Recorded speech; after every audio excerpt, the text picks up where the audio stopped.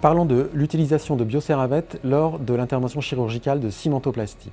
La procédure commence par une préparation chirurgicale classique, avec la tonte et le nettoyage de la zone opératoire, ainsi que l'initiation de l'antibioprophylaxie chirurgicale, de l'analgésie et de l'anesthésie. Une fois le chien transféré au bloc opératoire, il doit être positionné de manière à permettre un abord aisé de la zone, en fonction du membre concerné. L'intervention débute par une incision cutanée d'environ 2 à 3 cm, suffisante pour permettre l'introduction d'un trocar de Jamshidi.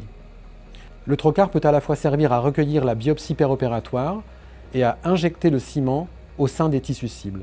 Lors de son introduction, une précaution particulière doit être apportée pour éviter d'endommager la corticale osseuse qui entoure la lésion. Une fois le positionnement du trocar vérifié par contrôle fluoroscopique, un maximum de matériel osseux lisé est aspiré avec un aspirateur chirurgical adapté sur l'embout du trocar, ceci permettant de faciliter l'injection du ciment au sein de la lésion. À cette étape, la préparation du ciment peut être réalisée. Pour ce faire, sur la seringue de ciment, l'anneau de sélection doit être positionné sur transfert. Le transfert du liquide dans le compartiment rempli de poudre se fait en introduisant la tige poussoir dans le compartiment du liquide et en appliquant une pression permettant son transfert dans le compartiment poudre. Une fois la totalité du liquide transféré, l'ensemble liquide-poudre est mélangé pendant 2 minutes à l'aide du piston mélangeur avec des mouvements de va-et-vient combinés à des mouvements de rotation du piston. Avant d'insérer la seringue dans le dispositif d'injection, il est nécessaire de retirer le piston mélangeur en le cassant, puis de positionner l'anneau de sélection sur inject. Le trocar de Jamshidi utilisé pour l'accès ou la canule coudée fournie peuvent être utilisés pour l'injection et fixés alors à la seringue. L'injection du ciment est réalisée grâce à l'accès créé par le trocar. La position de la canule et l'injection du ciment peuvent être contrôlées par fluoroscopie. À défaut, l'injection du ciment sera visualisée par radiographie à la fin de la procédure d'injection. L'injection du ciment au sein de la lésion doit se faire de manière rétrograde.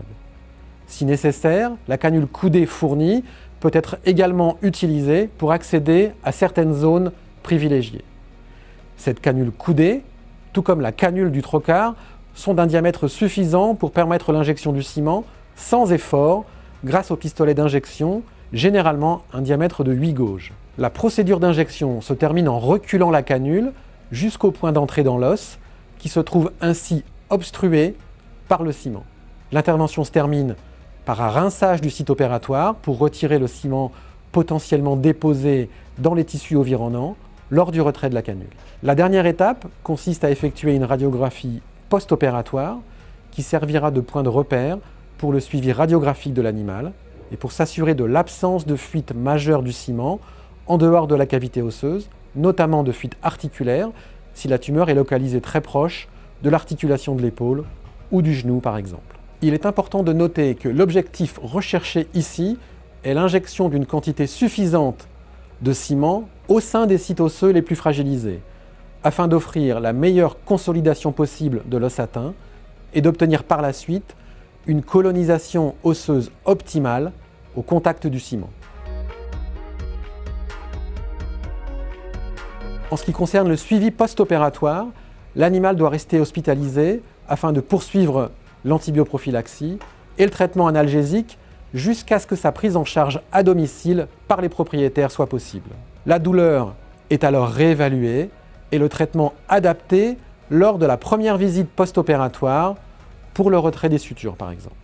Il est ensuite recommandé de faire un suivi clinique et radiographique mensuel afin d'évaluer la progression de la maladie et le bien-être de l'animal. En cas de reprise de la boiterie ou d'impression d'une qualité de vie diminuée observée par les propriétaires, un ajustement du traitement analgésique doit être considéré. La procédure de cimentoplastie avec Bioceravette est une alternative intéressante à l'amputation, car il permet, par une procédure chirurgicale peu traumatique, une amélioration du confort de vie de l'animal, une amélioration de la boiterie et une réduction marquée de la douleur.